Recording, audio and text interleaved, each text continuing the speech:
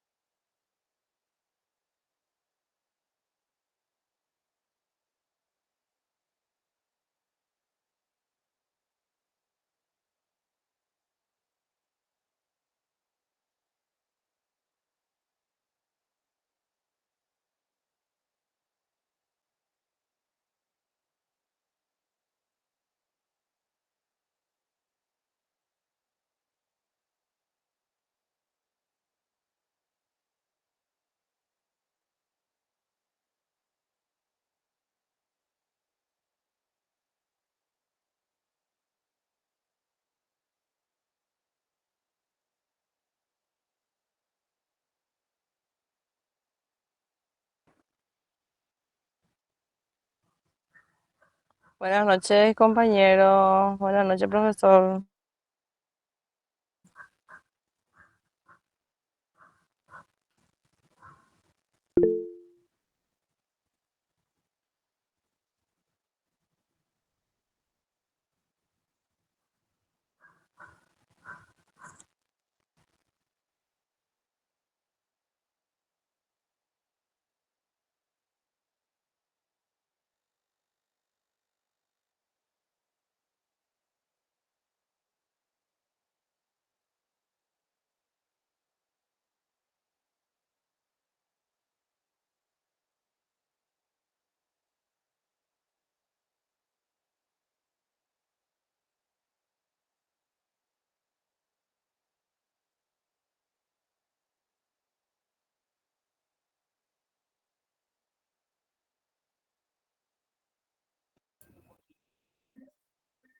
Buenas noches, compañero. Buenas noches, profesor. ¿Ya está?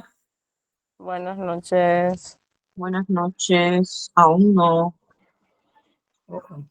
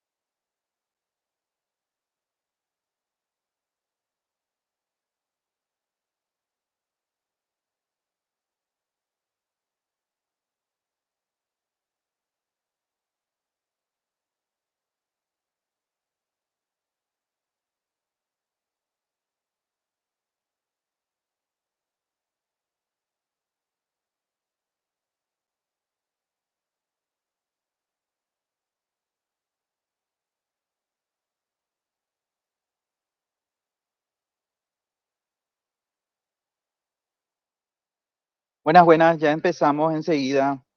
Vamos a esperar que ingresen más compañeros. Buenas noches, profesor. Buenas noches, profesor. Buenas noches.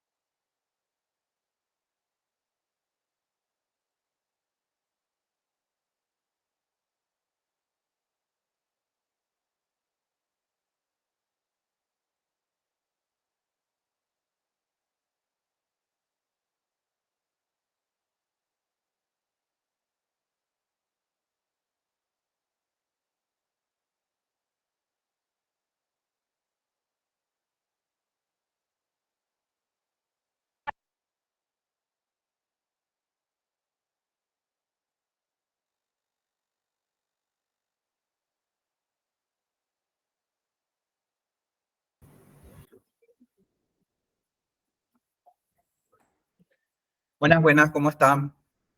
Voy a empezar a grabar acá y pongan su asistencia. Esperen que un segundito, ahí empiece la grabación.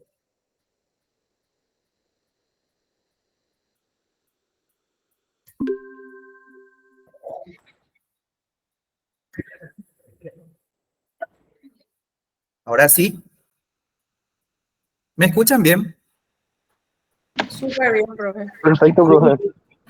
Bueno, antes de empezar el módulo como tal, quisiera que aprovechemos un poco para saber cómo les está yendo en el cierre del otro módulo, las actividades finales.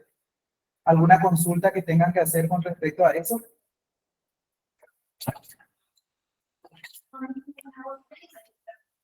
¿Qué De tal les nuestro está grupo no entregamos todo, profe. En nuestro grupo al menos no hay consultas.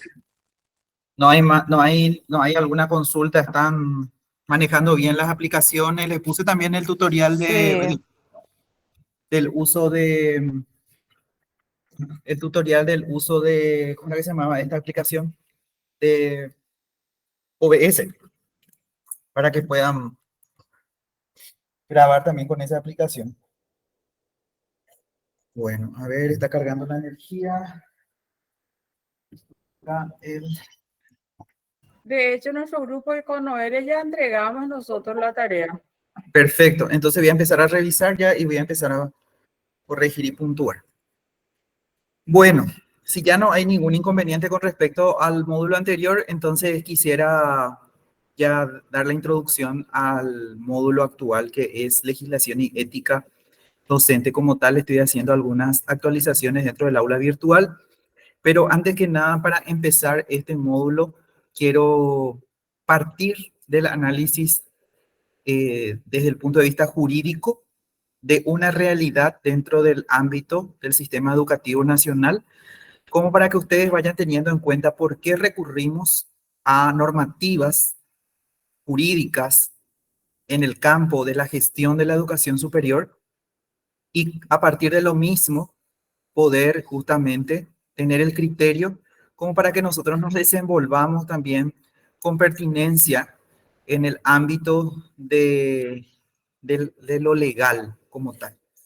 Pero para poder circunscribirnos a ese manejo adecuado, es necesario tener en cuenta algunas nociones de introducción al derecho que después nosotros vamos a hacer directamente el paralelismo al ámbito educativo, como como para que todos tengamos en cuenta esos procedimientos al momento de liderar procesos de gestión educativa como tal. Entonces, me aguardan, por favor, voy a abrir justamente la presentación.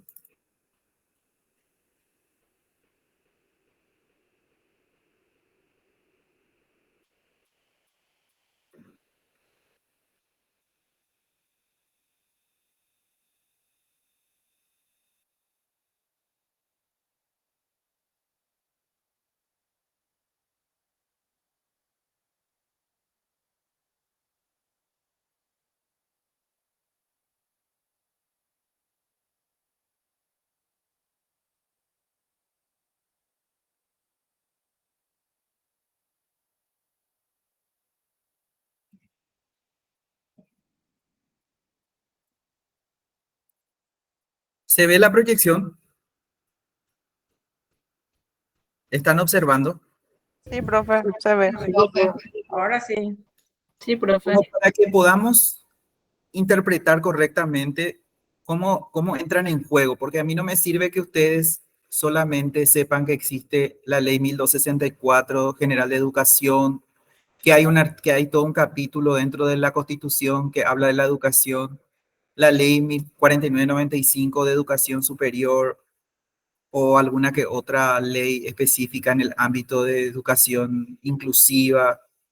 No sirve solamente saber que existen esas leyes o esas normativas, sino que también lo que tenemos que ver cómo entran en juego, cómo es que empiezan a discurrir en el desarrollo de la gestión como tal de varios procesos dentro del ámbito educativo, ya sean macro, meso o micro procesos como tal. Y aquí vamos a ver una situación que se presenta en el ámbito de los macroprocesos de lo que es la gestión de la educación como tal, particularmente educación superior, más específicamente otra vez formación docente. Entonces aquí tenemos una presentación que yo había generado con la abogada Hilda Beatriz Rojas Salazar, quien fue asesora legislativa también en la formulación del proceso de asesoramiento para la ley 4995 de educación superior. Entonces, hemos hecho un estudio, un análisis del estado del arte en base a las normativas y regulaciones que existen en el país y en las instituciones de educación superior, más resumidamente IES, respecto a los procesos de articulación de carreras de pregrado, terciaria no universitaria a grado. Y tomen nota porque vamos a ir viendo también el diccionario panhispánico del español jurídico, donde vamos a también a tener en cuenta lo que quieren decir técnicamente los principios o vocablos o terminologías propias del ámbito jurídico para nuestro manejo como tal. Y en una parte también del desarrollo del módulo vamos a estar viendo un poco también la cuestión deontológica que hace a los principios éticos que regulan, también que nos inspiran al manejo y al comportamiento adecuado al perfil de un profesional de la educación como tal, y también lo que implica nada más y nada menos un líder que gestiona procesos de educación que van más allá del aula como tal. Eso vamos a verlo en la segunda mitad del desarrollo del módulo. Pero aquí está la parte jurídica, la parte que de alguna manera también es importante que nosotros tengamos siempre ahí al lado. Por eso también, como les decía, otra de las leyes que vamos a estar viendo, y no solamente viendo, sino cómo entran en juego, vamos a ver lo que es la ley 1725, que es la del Estatuto del Educador, también para su entendimiento y desarrollo. Bueno, veamos un poquitito cómo viene la mano con esta situación, la articulación de las instituciones de educación superior. Primero que nada, aquí estamos viendo el marco jurídico o estado del arte. Y partimos, acá ustedes están viendo, están observando acá esta pirámide, este triángulo acá. ¿Se puede ver? Sí. ¿Están Sí, observando? Sí, visualizo bien, profe. ¿Quieren que les voy a hacer zoom como para que puedan ver bien? ¿Ven bien ahí? Profe, este material todavía no está en la plataforma, ¿verdad? No, por eso les dije, yo voy a estar haciendo actualizaciones de los contenidos dentro de la plataforma y les voy a estar avisando en nuestro grupo. Bueno, lo que les estoy mostrando aquí, parte de lo que es conocida dentro de la doctrina de las ciencias jurídicas, conocida como la doctrina de Hans Kelsen. Para que nosotros nos podamos entender en el marco jurídico, tenemos que recurrir a las doctrinas, a la teoría del derecho, para establecer por qué tal o cual ley es más importante una que otra. Porque escuchamos muchas veces que hay acciones de inconstitucionalidad, por ejemplo, cuando se reclama, por ejemplo, contrariedades de unas leyes versus la Constitución Nacional, por ejemplo. ¿Me escuchan bien, verdad? Porque ahora me puse el auricular. Sí. Bueno. Sí, profe. Sí, En este gráfico que es conocido como pirámide de Kelsen, vemos nosotros tres niveles y vamos a encontrar en el vértice un nivel de importancia mayor y un nivel jerárquico de importancia menor en lo que es la base. Y vamos a analizar que hay tres niveles de jerarquías legales. Está el nivel fundamental, está el nivel legal de las leyes como tal y el nivel sublegal. Sublegal no significa que sea menos legal. Lo que significa es que está por debajo de la ley en jerarquía. No es que sea que valga menos, sino que está en una jerarquía menor, se sostiene en otra ley más superior. Bueno, entonces vemos que en el nivel fundamental se encuentra la Constitución, en nuestro caso, en nuestro caso particular en Paraguay, la Constitución Nacional. Aquí, entre este vértice de la Constitución y las leyes orgánicas y especiales, hay, en nuestro caso particular, porque así lo establece nuestra propia Constitución, por debajo inmediatamente, después de la Constitución, en jerarquía se encuentran los tratados y convenios internacionales. Los tratados y convenios internacionales están por encima incluso de las leyes ordinarias.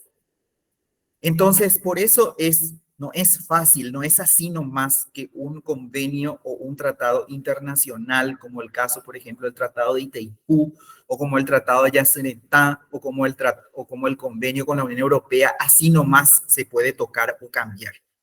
Porque fue acordado con otro Estado y no es algo que de manera así tan unilateralmente se puede modificar o cambiar. Por eso hay que ser muy cuidadoso. Nuestros representantes del Poder Legislativo, tanto senadores como diputados, tienen que ser lo suficientemente cuidadosos a la hora de llevar adelante este tipo de leyes. Porque acá ya entran otros actores, que son organismos multilaterales u otros estados con los que acordamos ciertas cuestiones. Entonces acá en esto, este es el más básico de todo, que es para prácticamente todos los países, pero acá en esta línea que ustedes ven aquí, y voy a iluminar acá, esta línea que ustedes, a ver si me permite ahí, esta línea que ustedes ven acá, entre la Constitución y las leyes orgánicas se encuentran los convenios y tratados internacionales. Inmediatamente después de los convenios y tratados internacionales vienen las leyes orgánicas y especiales. Por ejemplo, la ley orgánica del Ministerio de Educación y Ciencias, la ley orgánica de la justicia electoral, la ley orgánica, por ejemplo, de una parte constitutiva, por ejemplo, del Poder Ejecutivo. Esa es una ley orgánica y especial y tiene un nivel jerárquico mucho más importante. Incluso la Ley General de Educación 1264 está por encima de la Ley 4995, porque es la general, es la de todo el sistema educativo, de la educación formal y la no formal, la Ley 1264. Y por debajo de esas leyes, que son leyes ordinarias, que son las 4995, la 1725, el Estatuto del Educador y otras, la Ley de Ciencia and Company, están inmediatamente después de las leyes orgánicas y especiales. Luego tenemos las leyes ordinarias. Las leyes ordinarias, inmediatamente después de las orgánicas, vienen las leyes ordinarias. Y las leyes ordinarias son, por ejemplo, la Ley de Educación Superior, la Ley de Educación Inclusiva, la Ley de Creación de la NEAES, la Ley por ejemplo, a ver, ¿qué puede ser? La Ley del Estatuto del Educador. Y así sucesivamente. Vamos a ver otras leyes que son leyes ordinarias, están por debajo de las orgánicas otra vez. ¿Por qué? Porque son parte o elementos o fragmentos que regulan cuestiones un poco más específicas otra vez que las leyes orgánicas. Posterior a las leyes orgánicas y casi en el mismo nivel, están los decretos ley. Los decretos, ¿de quién vienen? ¿Del Poder Legislativo o del Poder Ejecutivo? Les pregunto a todos ustedes. A ver quién me dice. ¿Qué sabe? Esto es de conocimiento general, como educación cívica. Poder Ejecutivo. Poder Ejecutivo. ¿Cuál es el decreto ley que acostumbra cada año sacar el Poder Ejecutivo inmediatamente después del presupuesto general de la ley de presupuesto general de la Nación? Decreto reglamentario. El decreto reglamentario que dice cómo es que se va a operativizar el presupuesto general de la Nación en los organismos y entidades del Estado, en las OEE. Bueno, entonces ahí vienen los decretos ley, que son como cuestiones así más operativas otra vez por debajo de las leyes ordinarias como la ley del presupuesto general de la Nación. Muy bien. Posterior, inmediatamente después, por debajo de lo que son las leyes orgánicas y decretos ley, vienen los reglamentos. En orden jerárquico vienen los reglamentos. Por ejemplo, tenemos la ley 4995 de educación superior. Inmediatamente después tenemos el reglamento número 63 de educación superior a distancia y semipresencial, por ejemplo. La resolución 700, que es el reglamento de posgrado del Consejo Nacional de Educación Superior. La resolución número 280/2022, que crea el Sistema Nacional de Créditos, por ejemplo. Y así sucesivamente. Y los reglamentos hay de carácter así, salen por resolución, por la entidad que está facultada a emitir esas resoluciones, y tienen a veces carácter así ejecutivos, resolutivos pequeños o más orgánicos, reglamentarios, que regulan más cuestiones que por su complejidad así lo requieren. Por ejemplo, ¿qué diferencia hay entre la resolución número 63, que es que reglamenta toda la educación superior a distancia, con una resolución que habilita una carrera a distancia en una universidad? La diferencia está en que una es un reglamento y el otro es una resolución de habilitación. Las dos salieron por resolución, pero una es un reglamento y la otra es una resolución de carácter ejecutivo. Entonces, ahí vemos que también hay algunas diferencias notables. Noelia, adelante. Profesor, ¿y cómo podemos distinguir eso? Porque en cuanto a vocablos, por ejemplo, cuando yo suelo ver de reglamento y resoluciones, son similares. ¿Cómo yo sé cuál es reglamento y cuál es resolución? O sea, ahí Y, y ahí vamos a ver después eso gráficamente en la parte estructural de las Ah, resoluciones, porque las resoluciones sí. tienen números y tienen fechas y acápites. Y en Ujú. los acápites generalmente ya dice reglamento de tal, tal, tal cosa. Y los reglamentos tienen una estructura también, una redacción jurídica también, estilística, que te dice cómo se tiene que también redactar. Tiene su parte introductoria, su visto, su considerando, algunos tienen glosarios, otros tienen sus capítulos, sus títulos. Depende de cómo sea de complejo lo que quiera regular ese reglamento o esa ley. Eso después vamos a ver más molecularmente cuando vayamos avanzando en los módulos, Sí, en los módulos como tal o en los días, en las unidades. porque Ahora viendo estamos únicamente viendo, vamos a fijar. sí, ahora estamos viendo la parte general. Vamos a irnos de lo general para después irnos directamente a lo particular, a lo más pequeño. ¿Verdad? Inmediatamente después de los reglamentos vienen también las ordenanzas. Y estas normativas vienen generalmente por parte de organismos tales como los municipios. Y las ordenanzas son emitidas por los consejos municipales, las concejalías. Entonces allí vienen también caracteres resolutivos y tienen un ámbito jurisdiccional mucho más pequeño. Un reglamento tiene ámbitos jurisdiccionales también relativos a su dimensión, a su ámbito, a su lugar. Las leyes abarcan todo el territorio nacional, tanto las orgánicas como las ordinarias. La constitución es de todo el país. Las leyes son de todo el país, tanto orgánicas como ordinarias. Los reglamentos pueden ser de algunas facetas o ámbitos del quehacer humano o de cuestiones muy específicas de algún rubro, de algún área de educación, tributación, eh, la parte vial, etcétera. Ordenanzas son cuestiones más específicas referidas al territorio, a la jurisdicción de un municipio. Y las sentencias que están debajo a través de las ordenanzas son para cuestiones así muy específicas de cuestiones que vayan y que tengan que ver con los tipos de conflictos jurídicos que se puedan dar, por ejemplo, en el fuero en el fuero de lo penal, en el fuero de lo civil, en el fuero de lo legal, perdón, de lo laboral, etcétera. Entonces, ya tienen que ver con litigios ya más específicos. ¿Quién las emite? ¿Quién las lleva adelante la sentencia definitiva? Los jueces. Obviamente, de aquellos fueros específicos. Niñez y adolescencia, en lo laboral, puede ser también en lo comercial, en lo civil y comercial, en lo penal, etc. Entonces, con esta estructura establecida desde la doctrina de Hans Kelsen, un jurista alemán, nosotros entonces tenemos una manera de ya tener en cuenta lo que es conocido como la prelación de las leyes, la jerarquía de las leyes.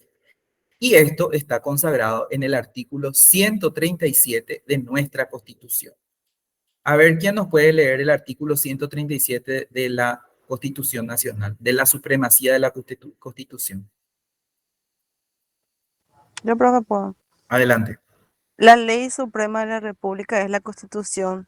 Esta, los tratados, convenios y acuerdos internacionales aprobados y ratificados, las leyes dictadas por el Congreso y otras disposiciones jurídicas de inferior jerarquía, sancionadas en consecuencia, integran el derecho positivo nacional en el orden de prelación enunciado. Quien quiera que intente cambiar dicho orden al margen de los procedimientos previstos en esta Constitución incurrirá en los delitos que se tipificarán y penarán en la ley. Esta Constitución no perderá su vigencia ni dejará de observarse por actos de fuerza o fuera derogada por cualquier otro medio distinto del que ella dispone. Carecen de validez todas las disposiciones o actos de autoridad opuestos a lo establecido en esta Constitución. Nuestro afán en este módulo no es convertirnos en abogados, ¿verdad? Pero simplemente es tener en cuenta estos elementos del derecho como para nuestro trabajo de gestores educativos. Y es así que esto tiene que ser clarísimo para nosotros porque esto es básico. Y después vamos a nosotros a hacer uso de esos elementos jurídicos como para nuestro trabajo como gestores educativos.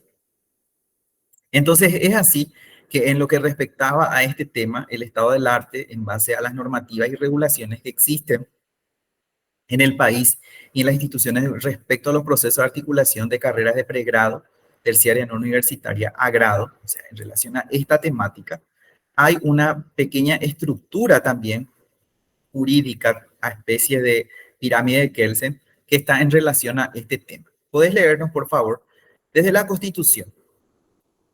Vamos a ir leyendo este cuadro, esta tabla. ¿Qué tenemos? Constitución Nacional del Paraguay, artículos referidos a la educación, artículos correspondientes a educación. Vamos a ver Ley después mil, todos los... Un ratito. Te voy ah, interrumpiendo de tanto en tanto para que yo les vaya diciendo a los compañeros. Vamos a buscar dentro de la Constitución Nacional todos los artículos o los capítulos referidos al ámbito educativo como tal. Posterior a eso, vamos a dirigirnos directamente a estas leyes. ¿Cuáles leyes? Ley 1264/98 General de Educación, Ley 1725/01 Estatuto del Educador, Ley 2272/03 Creación de ANEAES, Ley 4995/13 Educación Superior. Y Ley 5749/17 establece la Carta Orgánica del Ministerio de Educación y Ciencias. Bueno, ahí tenemos en el nivel legal las leyes específicamente referidas al ámbito de educación. Al general de educación, al estatuto del educador, a la creación de la Agencia Nacional de Evaluación y Acreditación de la Educación Superior, a la específica de la educación superior, del subsistema de educación superior dentro del sistema educativo, y a la que establece la Carta Orgánica del órgano rector establecido por Constitución Nacional, que es el Ministerio de Educación y Ciencia. Posterior a eso, entramos al ámbito de los decretos. Ahí escuché algo ahí. Alguien más. Alicia, adelante Alicia. Sí, profe, yo quería preguntar si todas estas leyes son vigentes, o sea, están vigentes, o vamos a estudiar en general todo. Totalmente están vigentes. Nosotros vamos a tener en cuenta estas leyes y algunas cosas vamos a sacar, pero es ya menester de todos nosotros, porque no vamos a poder tragarnos la ley en todos sus artículos, pero es menester de nosotros estar en conocimiento de este marco jurídico y tener ya prácticamente al lado, siempre al lado vamos a tener que convivir con estas leyes. Tiene que ser como nuestra almohada, nuestra Biblia tiene que ser en el ámbito de la educación, de la educación de todos los niveles. Nosotros no nos Bueno, podemos profe, desapegar de esto. gracias, profe. Nadie puede memorizar la Biblia tampoco, ¿verdad? Y siempre tenemos que estar recurriendo a la Biblia para lo que es el ámbito espiritual, ¿verdad? Y para lo que es el ámbito terrenal y profano de lo que es el ámbito educativo, esta es nuestra almohada. Tenemos que estar al lado de esto siempre, ¿verdad? Bueno, por debajo de lo que son las leyes y lo que tiene que ver con el Poder Ejecutivo, ¿qué decretos que están vigentes aún tenemos que tener en cuenta, Noelia? Decreto número 468 por el cual se reglamenta la aplicación de la ley número 1725 del 13 de septiembre de 2001 del Estatuto del Educador. Decreto 8817/18 por el cual se reglamenta la ley número 5749/2017 que establece la Carta Orgánica del Ministerio de Educación y Ciencias, conforme a lo dispuesto en su artículo 102, reglamentación e implementación. Bueno, siguiendo, atiendan que nosotros estamos analizando estas leyes, este marco jurídico, a la luz de un tema, que era este que vuelvo a retroceder acá en la carátula de la presentación. Bueno, entonces veamos cómo viene después. Decíamos que después de los decretos están los reglamentos. las regulaciones que están vigentes también. ¿Podés leernos esos reglamentos? Sí, bueno. Resoluciones vigentes, resoluciones y reglamentos, ¿verdad? Voy a agrandar más para que puedas. Sí, resoluciones CONES, número 166/15, reglamento de la ley 4.995/13. El siguiente es resolución CONES número 63/16, que habla del reglamento de la educación superior a distancia y semipresencial. El siguiente es número 700/16, reglamento que regula los procesos de aprobación y habilitación de los programas de posgrado. El siguiente es número 116/17, criterios y requisitos requeridos para los procesos de actualización de proyectos curriculares de carreras de grado y programa de posgrado. El siguiente es el 622/2017, que dice del reglamento de proceso de convalidación en los niveles de pregrado, grado y programas de posgrado. El otro sería el 515/20, que aprueba la guía para los procesos de creación de la IES y aprobación de carreras de pregrado, grado y programa de posgrado, que ahí están las capacitaciones, especialización, maestría y doctorado. Ujú. Bueno, y acá justamente tenemos dos más tenemos acá. ¿Cuáles son? Este último 280. Que actualiza y establece los criterios para la aplicación del Sistema Nacional de Créditos Académicos en las carreras de grado y programa de posgrado en las modalidades aprobadas por el CONES. Sí. Y también reglamentos y resoluciones del Ministerio de Educación que son numerosos también que pueden existir, que pueden existir, que pueden A su haber. vez, profe. Sí, a su vez pueden cambiar incluso. Ah, Entonces, y si, hagamos, sí, decime. no, y si uno cambia, o sea, si algo se modifica, cambia, ¿Cómo varía uno del se CONES entera? también. ¿Cómo uno se No, entera? no, sí afecta a los del MEC, es mi pregunta. Depende del ámbito de los objetivos que tenga el reglamento. O viceversa, si algo se modifica o si ratifica el Sí, MEC, ¿afecta al CONES? sí, puede afectar porque el No, del MEC MEC está, sé, pero del CONES al MEC lo que no sé. no porque el MEC, el CONE está por debajo del MEC, Mm, otra vez. ya. Porque el órgano rector por la Constitución Nacional es el Ministerio de Educación, de todo el sistema educativo. Lo que pasa es que existe un organismo que es el CONE, que es más específico al ámbito de la educación superior, porque en el artículo 79 de la Constitución Nacional, las instituciones de educación superior tienen autonomía.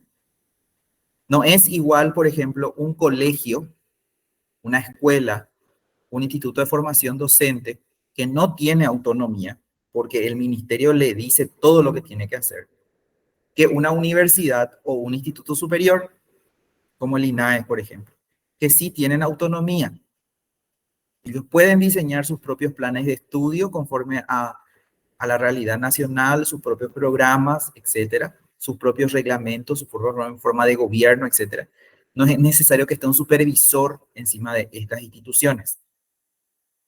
Por eso hay un Consejo Nacional de Educación Superior. Sin embargo, eso no es así para los colegios, escuelas, institutos de formación docente, que sí están bajo la jurisdicción completa y las directrices del Poder Ejecutivo a través del Ministerio de Educación y Ciencias. Entonces, ese consejo que es el CONES tampoco puede andar por su cabeza, sino que también se supedita a muchas cuestiones que llevan adelante a través del ministerio, porque en el mismo artículo 79 también dice conforme a las políticas del Estado tienen que también supeditarse, y el órgano rector de la educación, que es el propio ministerio. El ministerio es parte del consejo del CONES, es independiente. Mismo CONACYT tampoco puede hacer lo que se le antoja porque CONACYT también está por debajo de otros ministerios del Poder Ejecutivo.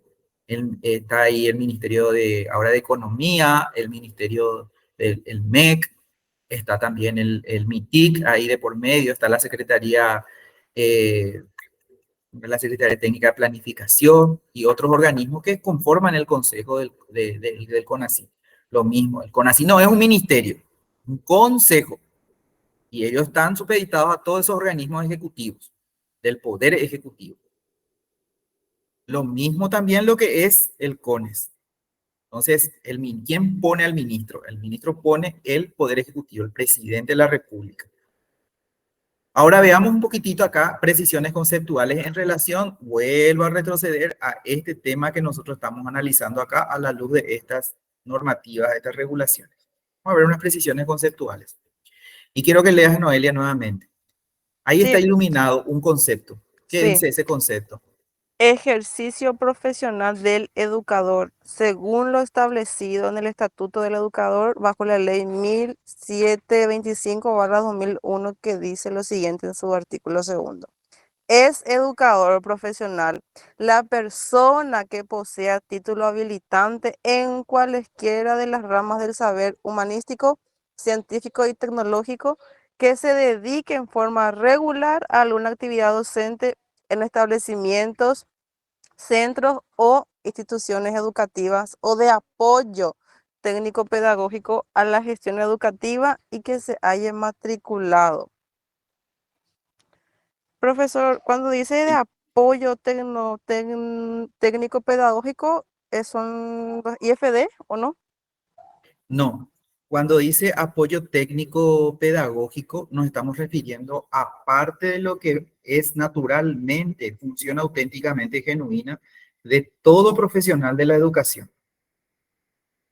Ustedes, por ejemplo, ahora están haciendo su maestría y por ende, al hacer su maestría, ustedes están adquiriendo justamente la dimensión del apoyo técnico pedagógico a la gestión educativa. O sea, el día de mañana, ustedes pueden participar o ser referentes en el ámbito de la gestión de universidades, de institutos, de centros educativos de todos los niveles, de supervisiones, de direcciones generales del ministerio, direcciones de nivel y así sucesivamente.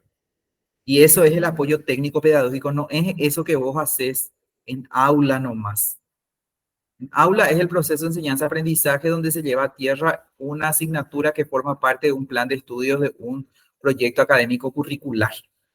Pero todo lo que está por detrás, un coordinador, un director académico, un evaluador, un supervisor, todo eso es apoyo técnico pedagógico a la gestión educativa. Entonces ahí tiene que quedar clarísimo que también un profesional educador se aboca a eso, no solamente para las ramas de la enseñanza en el ámbito humanístico, científico y tecnológico, sino que también actividades vinculadas a el apoyo técnico pedagógico de la gestión educativa de centros e instituciones educativas. Entonces, ese también está matriculado. En el artículo 3 dice, a los efectos de esta ley es considerada actividad profesional del educador. Y hay dos niveles. ¿Cuál es el que dice el inciso A nuevamente, Noelia? La enseñanza impartida en aulas, talleres o laboratorios en los diferentes niveles y modalidades educativas y la Ahí te actividad quedas, técnica. quédate. Ahí vemos que está la enseñanza. Sí. Vos vas a ser profesor de Mm, matemática y te vas y mm. enseñas matemática. Y estás en el aula. Entonces, con eso se dice de vos y que sos profesional educador. Pero si vos también podés ser profesional de la educación, podés hacer uso del ejercicio profesional de la educación sin estar en aula, precisamente. Podés ser orientador, podés ser coordinador, y ahí viene el inciso B, ¿qué dice? La actividad técnico-pedagógica desarrollada en instituciones de enseñanza a cargo del Ministerio de Educación y Cultura o en otras instituciones educativas debidamente autorizadas por autoridad competente. Sí. Bueno, entonces ahí justamente está el tema, el tema este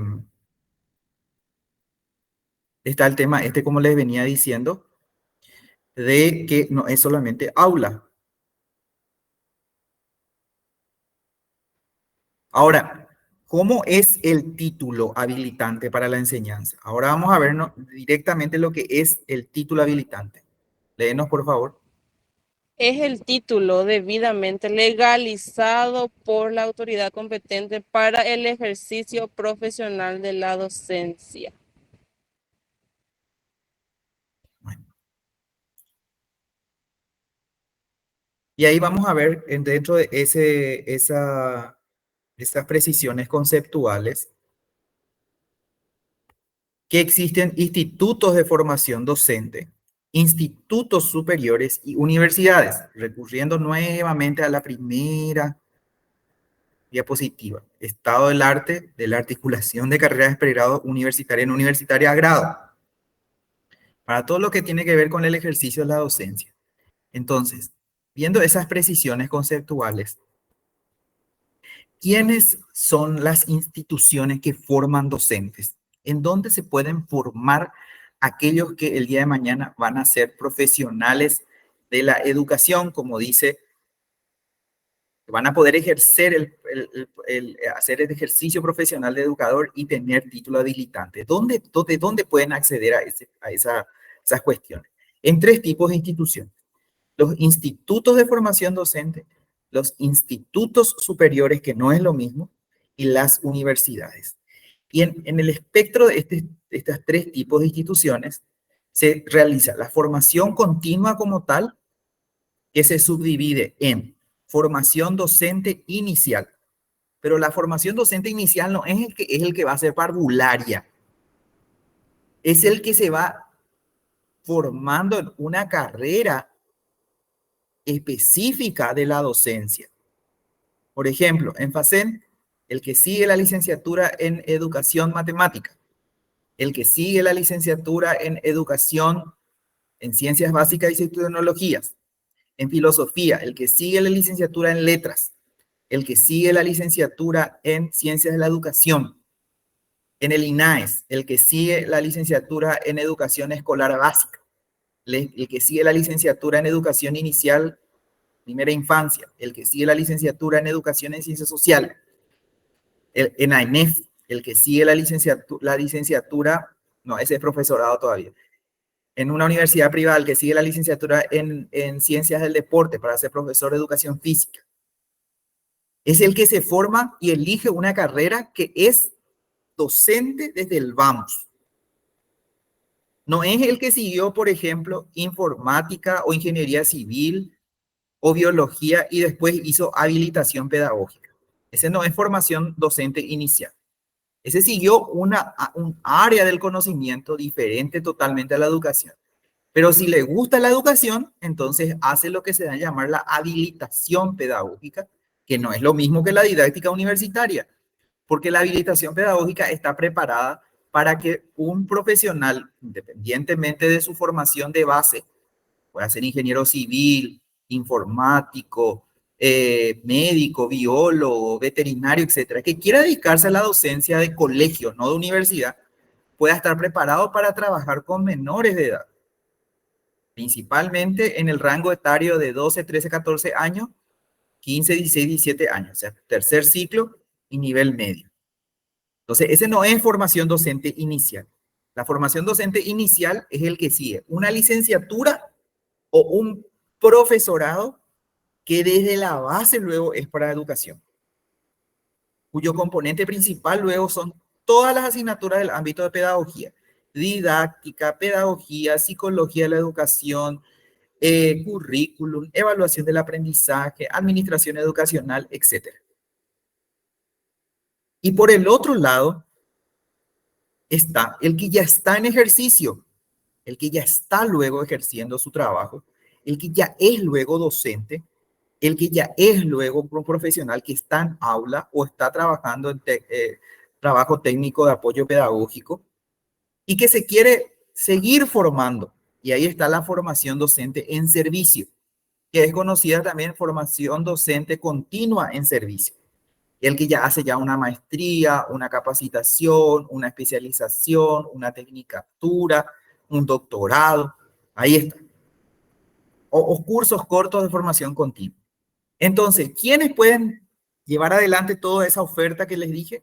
tres tipos de instituciones: institutos de formación docente, institutos superiores y universidades. ¿Y dónde se dice eso? Léenos, por favor.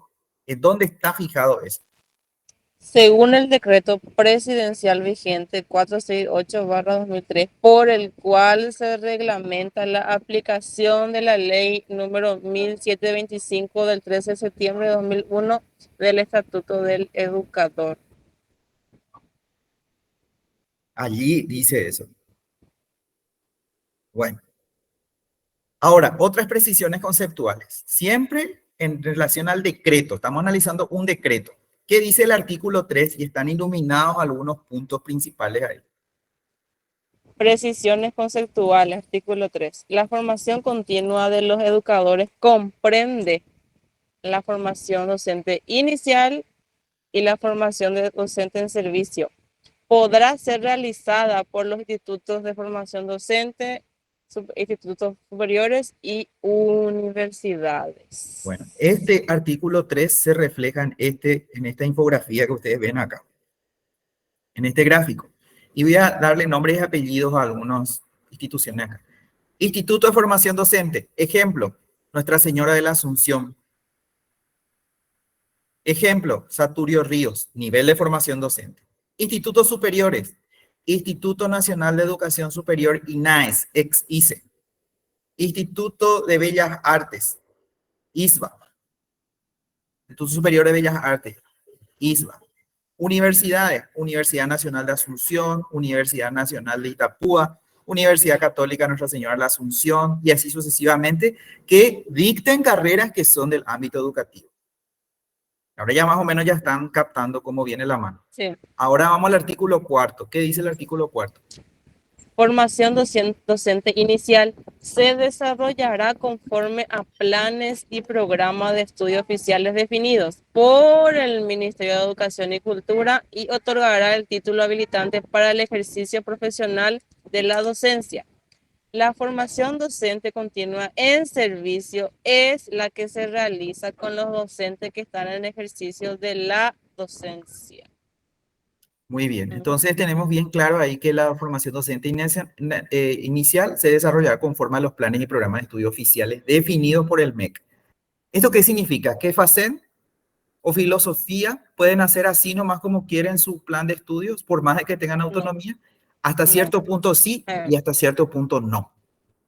¿Por qué? Porque cuando se diseñó, por ejemplo, el plan de estudio de la licenciatura en educación matemática y se diseñó el plan de estudio de la licenciatura en educación en ciencias básicas y sus tecnologías, se tuvo que hablar con el Ministerio de Educación de tal manera que cuando egresen esos licenciados, directamente el MEC les reconociera su formación pedagógica y directamente ya puedan adquirir matrícula para el ejercicio profesional del educador.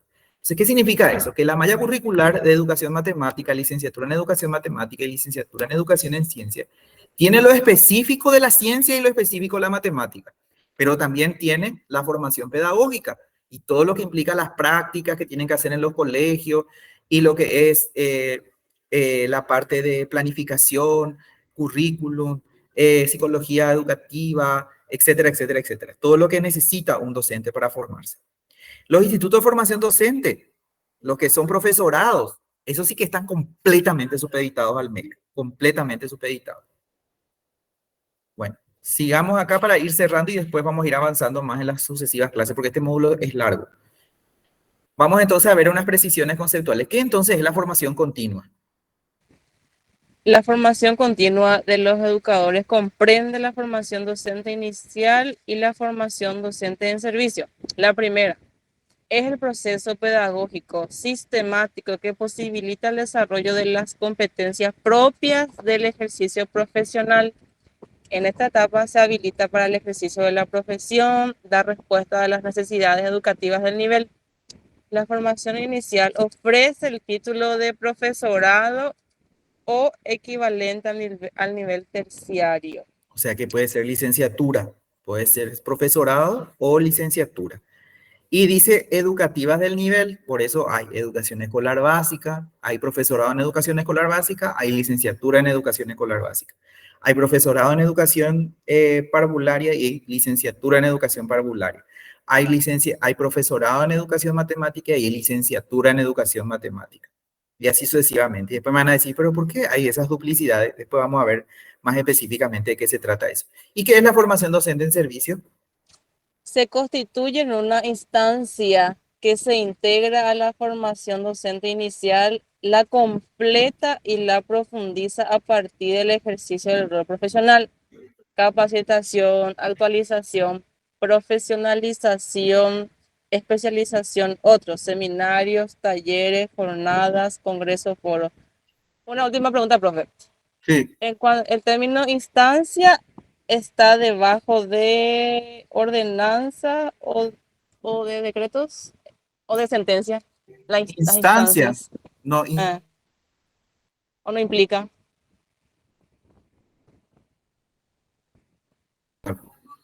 instancia es un proceso nomás de la parte procesal de las leyes. Son etapas. No es el nombre de un tipo de normativa. Sentencia sí. Reglamento sí. Ley sí. Bueno, vamos a ir cerrando esta parte con estas últimas precisiones conceptuales. Entonces, vamos a analizar acá. Quiere decir entonces que según la ley 4995, artículo 58, están los institutos de formación docente, que son las instituciones formadoras del tercer nivel.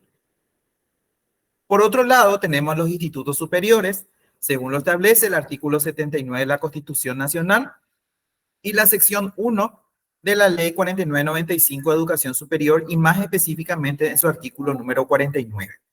Esto que estamos analizando, después yo les voy a decir, cuando tenga todo ahí cargada el aula virtual, que bajen eso y a mano ustedes tengan ya esas leyes, porque yo no le voy a poner toda acá la redacción en las presentaciones, no le voy a poner la redacción de todo el artículo. Ustedes tienen que buscar ya. ¿Dónde el profesor? Le dijo artículo 58 de la 49, tax, busco ahí. ¿Qué dice eso? Ya leí ya ahí rápido, para entender lo que dice. Después tenemos las universidades, según también lo que establece el artículo 79 de la Constitución Nacional y el capítulo 1 de la ley 4995, que son las universidades.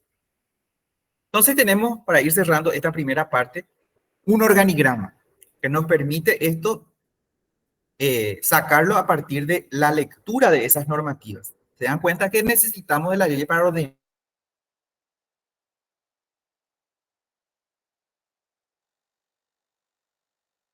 Ejemplo, en jurisdicciones o en atribuciones que no nos corresponden cuando somos gestores de educación superior. Entonces, tenemos que las instituciones de educación superior, IES, en el ámbito de lo que es la formación docente, se distribuyen en institutos superiores que tienen autonomía consagradas por CONES y por la Constitución. Y cuando uno se forma en un instituto superior con una licenciatura, por ejemplo, en el INAES, yo puedo tener acá también una tecnicatura o puedo tener un grado, una licenciatura o puedo hacer posgrado, capacitación, especialización, maestría o doctorado. Si me voy a una universidad como la UNA, a la FACEN más específicamente, y sigo, por ejemplo, una licenciatura en educación matemática, tengo un grado, o puedo hacer una maestría o un doctorado también si es que hay en la FACEN de ese rubro, o si quizás también si hay una tecnicatura, pudiera yo hacerlo también. Mismo en la Facultad Politécnica se puede llegar un día a habilitar la tecnicatura en tecnología educativa, por ejemplo, que tiene el ministerio, el MEC mismo, y nosotros podemos hacer porque nos permite eso la ley. Y por otro lado tenemos las instituciones formadoras del tercer nivel, más específicamente los institutos de formación docente que no tienen autonomía y están supeditadas completamente al Ministerio de Educación Superior y más específicamente al Viceministerio de Educación Superior y más específicamente a la Dirección General de Formación de Desarrollo del Educador, con la nueva Carta Orgánica. Y esos son los institutos de formación docente. Sin autonomía, están completamente supeditadas al MEC y solo otorgan pregrado. Pero ¿qué pasa? Vos no podés saltar del pregrado al posgrado sin haber pasado por el grado. Y esa va a ser una cuestión que vamos a dejar picando la pelota, que después vamos a explicar bien en lo sucesivo a la luz de todas estas normativas. Entonces, dándole inicio a esta primera clase de ética, legislación y ética educativa. Entonces, vamos a dar esta primera clase como la fase introductoria a esta cuestión. Noelia. Sí, ahora sí, la última ya te digo, profe. Yo soy de letras, ¿verdad? Y por un convenio que la carrera o la facultad tiene con el MEC, no recuerdo bien, a nosotros no nos pide habilitación pedagógica para poder enseñar en los colegios.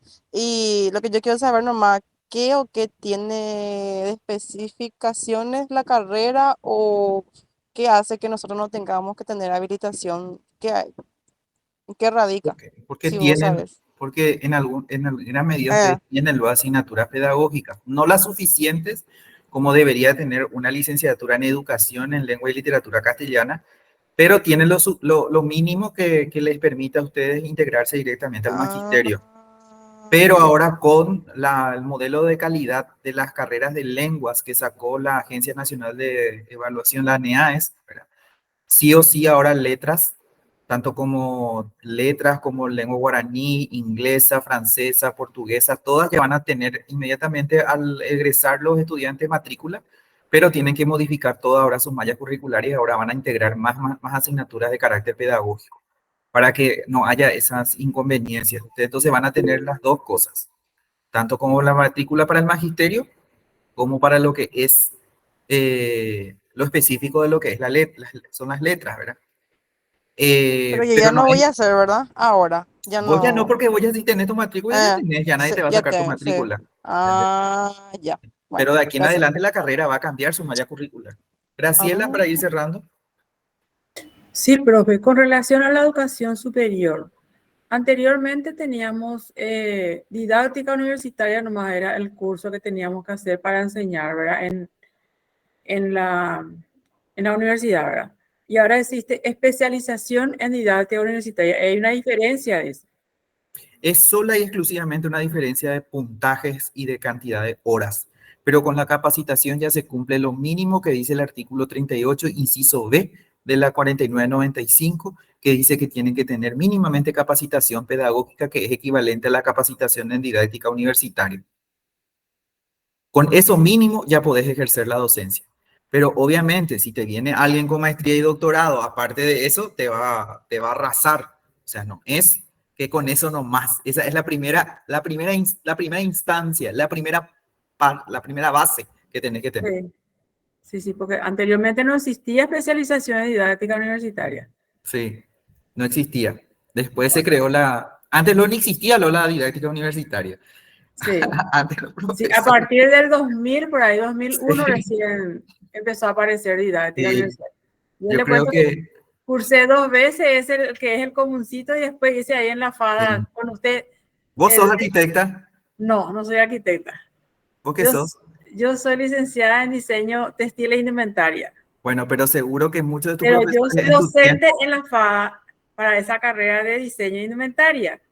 claro, pero ya que no sos exclusivamente el ámbito educativo, y para ir cerrando acá nomás que está Lilian también, Sí, y que estás vos, y que está Anita también, que somos un poquito más grandecitos que todos los demás que están acá, ¿verdad? sí. Muchos de nuestros profesores nunca hicieron didáctica universitaria y terminaron jubilándose sin hacer didáctica universitaria. Ahora, hoy en día, todos tienen que hacer didáctica universitaria, nadie se puede escapar de eso. Pero esas son exigencias que fueron incorporándose en las sucesivas leyes de educación superior. Y ahora, hoy en día, es algo del pan nuestro de cada día, nadie se puede escapar de eso. Así Bueno, mismo. para no alargar más, les pido Gracias. por favor que habiliten sus cámaras, dejo de grabar y les voy a estar avisando cuando esté listísima el aula virtual. Profe, el próximo viernes ¿a qué hora empezaría la clase? Vamos a empezar un poco más temprano porque hoy estuvimos con muchas Pero actividades. el próximo viernes es feriado, hay que organizarse. no hay clase. Cierto. Bueno, entonces voy a prepararles una grabación que después van a ver ustedes. Le voy a grabar Bueno, un video. Bueno, habiliten por favor sus cámaras para dejar la evidencia de la clase de hoy. Bueno, mirando la cámara del dispositivo a la cuenta de 1, 2, 3. Esperen, por favor. Siguiente fotografía, mirando la cámara del dispositivo a la cuenta de 1, 2, 3. Esperen, por favor.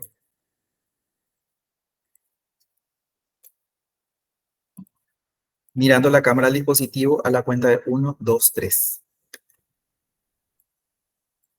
Está. Muchísimas gracias y estamos coordinándonos. Dale, profe. Dale, profe. Hasta luego, Estamos chao, hablando. chao. Nos vemos. Bien, Chao, chao. Chao, chao. Buenas noches.